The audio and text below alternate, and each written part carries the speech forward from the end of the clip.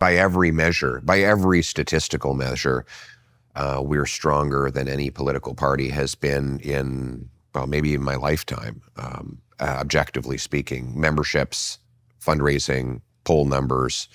Right, so people are positive in consequence of that. So it's a lot easier to lead an organization when it's successful. That's Obviously, right. People are much more enthusiastic. Yes. Why do you think you're in that position? What's going on that's setting the stage for that? And I don't just mean the failures on the Trudeau side. I mean, what do you think you guys are doing right?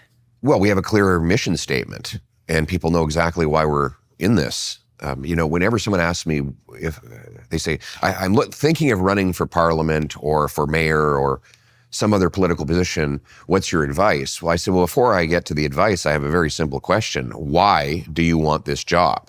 Mm-hmm.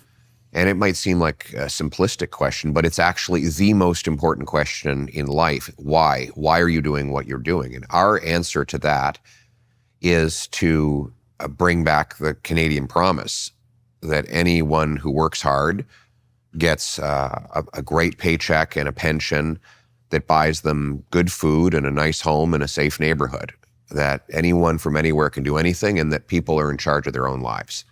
That's effectively what we want to deliver. So every day when I'm in Parliament... So that's a very local vision in a sense, right? It doesn't have the grandiosity of an international utopian vision, for example. Well, maybe it's very down to earth. I think people are sick and tired of grandiosity. In fact, I think there's something grand about a family that can go on a nice road trip and share stories and build lasting memories that the kids will remember when they're 85 years old. Despite I think that's producing all that nasty carbon dioxide. That's right. I think those things are grand. And I think with the problem we've had in this country and in all of the countries that have been afflicted by this horrendous utopian wokeism is that it's been focused on the grandiosity of the leadership, of the egotistical personalities on top, and not the things that are grand and great about the common people. And that is another reason why I think we're doing very well. People are saying, finally, there's someone who's focused on letting me take back control of my own life and create a great future for my family. So that is, to answer your question, one of the reasons why we've had such incredible success over the last 2 years. In the beginning was the Word. Christ is a master at using short, mysterious stories. They change the listener who takes them seriously. My experience with the biblical text is that they're inexhaustible sources of wisdom. If I find something in them that is an obstacle, it's because there's something in me that has yet to be transformed. I just don't get it.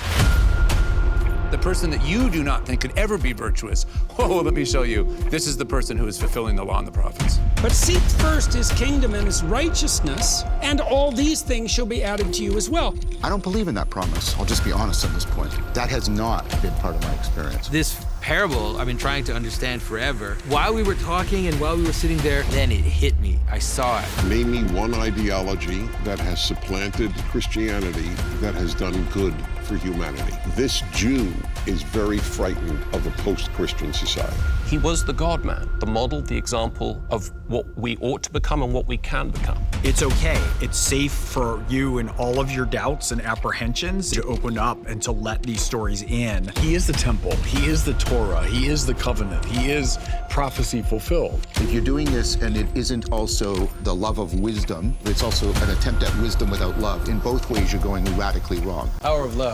It sounds so cliche when you say it. 60s, eh? I don't want to be in a Hallmark card, I tell you.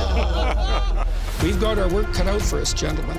This is one peculiar time and one peculiar text, and I sure hope we're up to the task.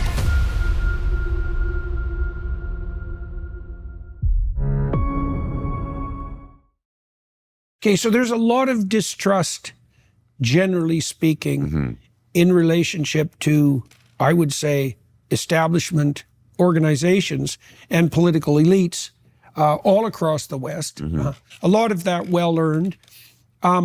Why should Canadians believe that the vision that you just laid out is something that you hold personally dear and not merely a what would you say, a set of carefully calculated campaign slogans? Well, I look back at everything I've done for my entire political career to the time I was a teenager. You know, some people even dug up my old university essays, and I've been saying precisely the same thing the entire time.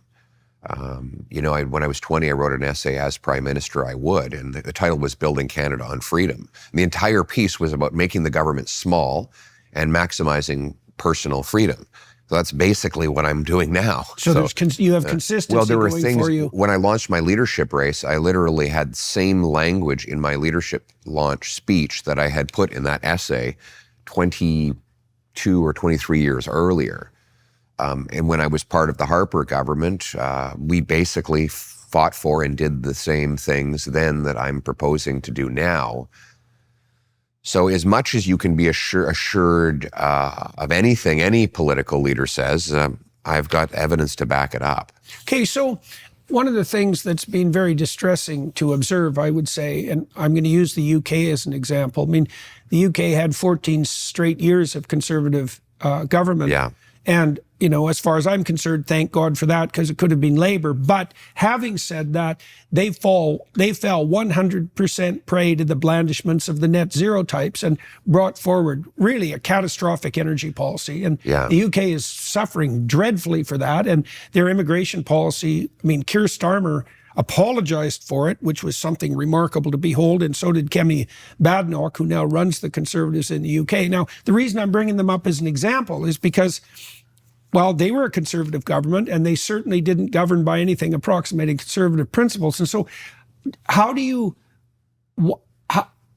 feel about the probability that if the Conservatives in Canada take power, that they'll be enticed into this global utopian delusion that seems to have enveloped so many leaders, kind of regardless of their political stripe? What do you think, if anything, can inoculate you or has inoculated you against that?